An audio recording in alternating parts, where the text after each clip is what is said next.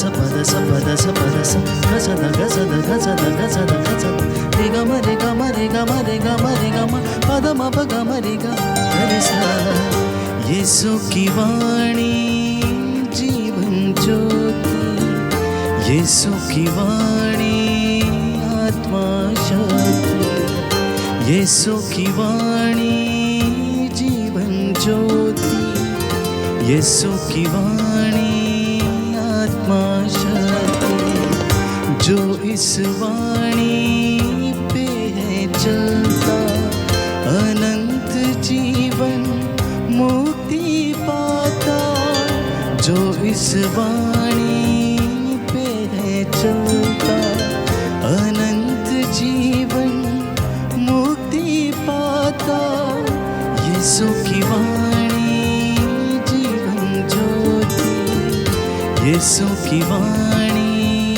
आत्मा शक्ति यीशु की वाणी जीवन ज्योति यीशु की वाणी आत्मा शक्ति।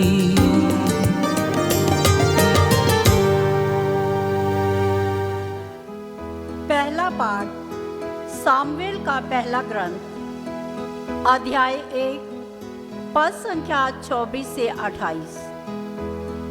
सामुएल के जन्म के लिए अन्ना का धन्यवाद।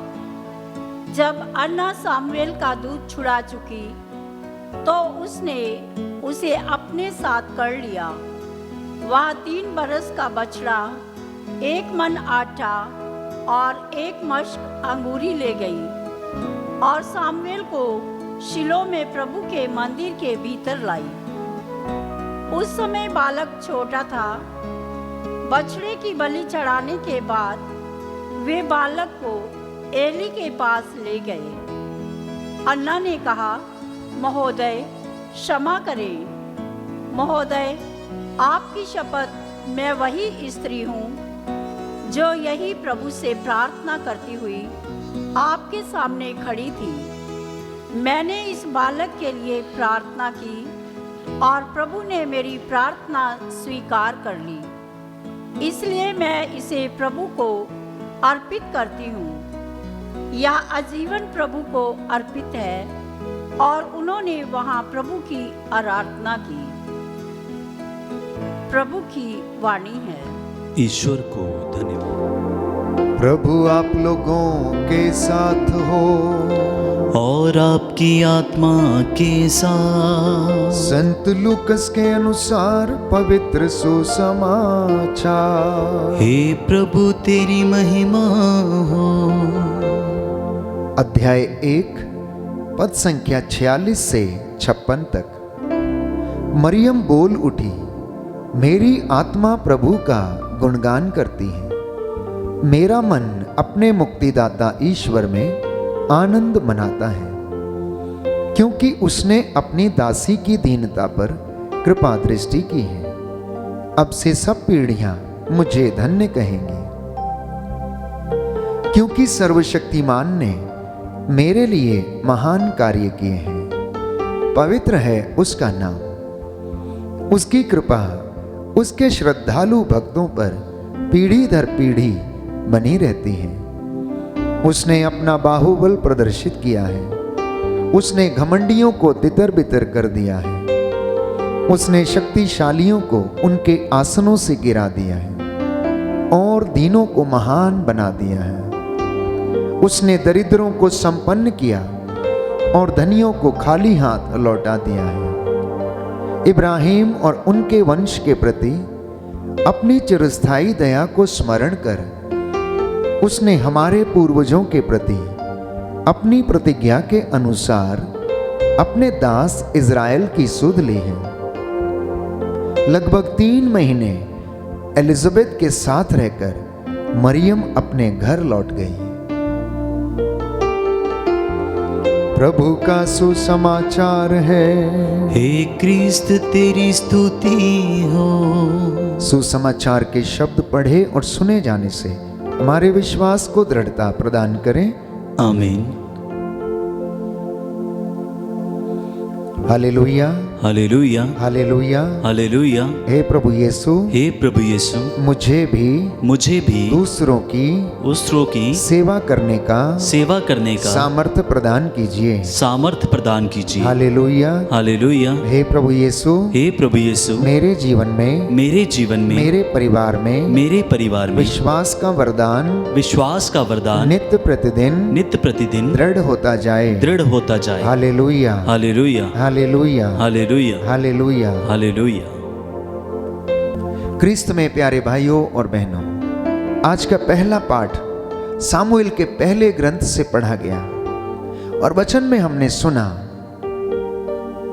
कि हन्ना जो निरंतर संतान के लिए प्रार्थना किया करती थी, प्रभु ने उसे संतान के रूप में एक बालक प्रदान किया जिसका नाम उसने सामुएल रखा। और अब वो ईश्वर को धन्यवाद देने के लिए उसे मंदिर में लेकर जाती हैं और उसे समर्पित करती हैं, प्रभु को समर्पित करती, धन्यवाद देती है, क्योंकि ईश्वर ने अन्ना की प्रार्थना को सुना और उसे संतान का वरदान प्रदान किया था।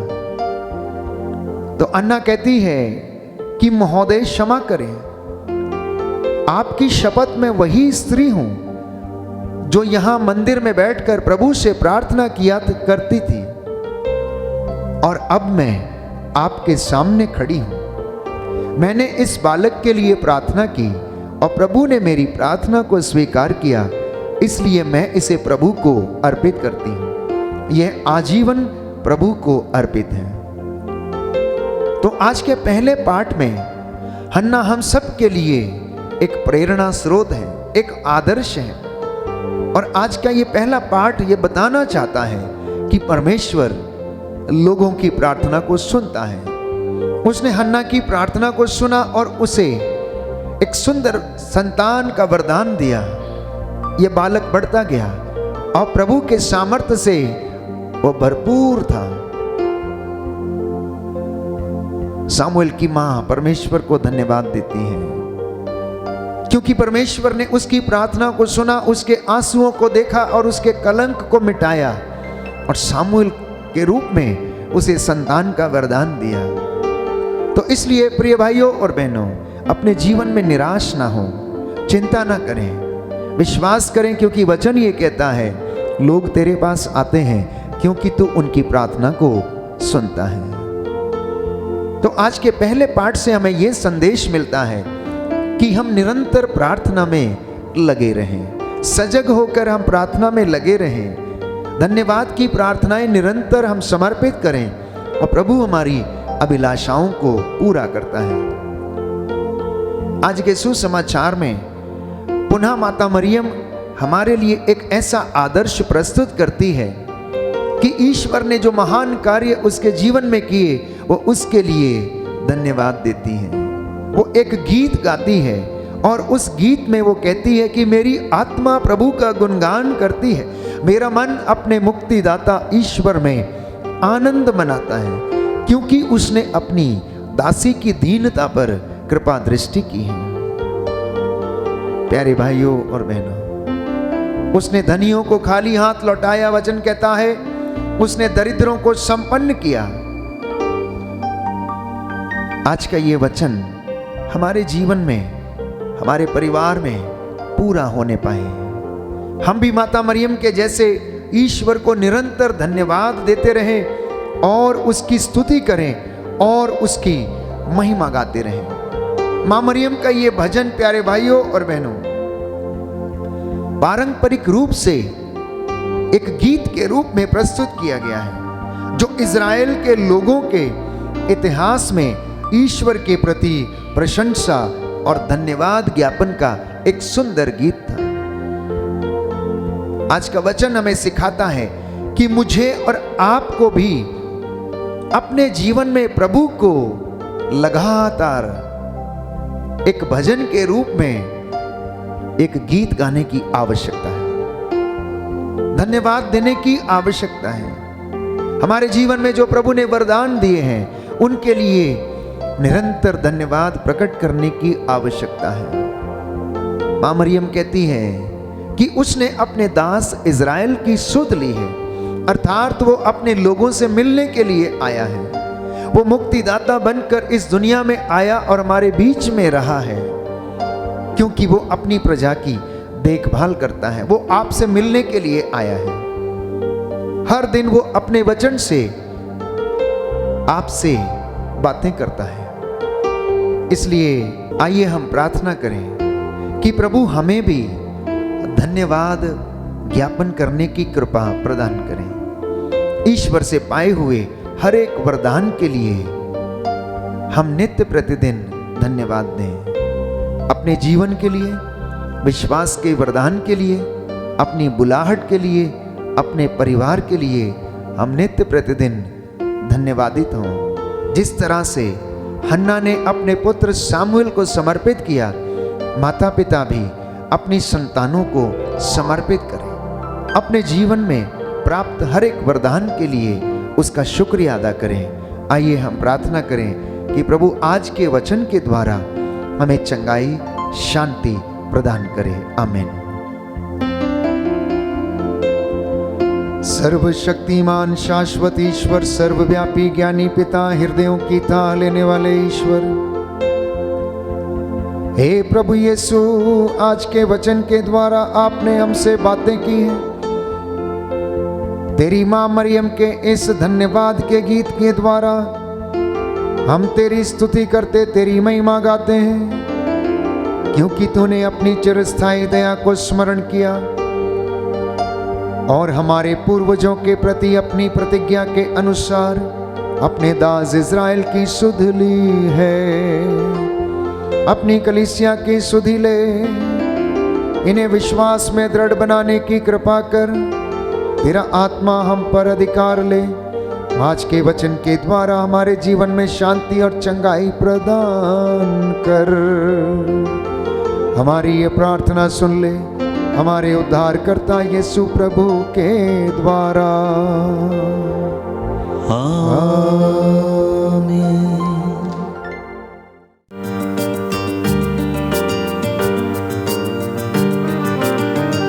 यीशु की वाणी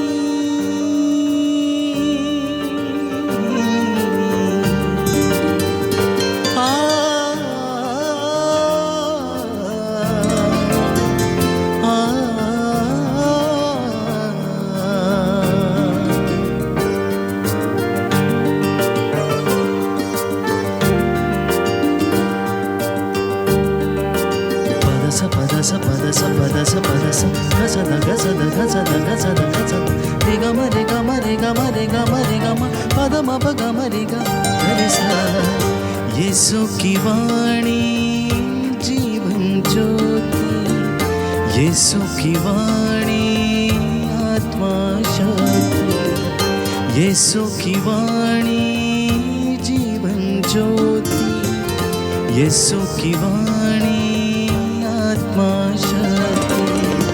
जो इस वाणी पे है चलता, अनंत जीवन मुक्ति पाता। जो इस वाणी पे है चलता, अनंत जीवन मुक्ति पाता। यीशु की वाणी जीवन ज्योति, यीशु की वाणी आत्मा शक्ति, यीशु की वाणी जीवन ज्योति, यीशु की वाणी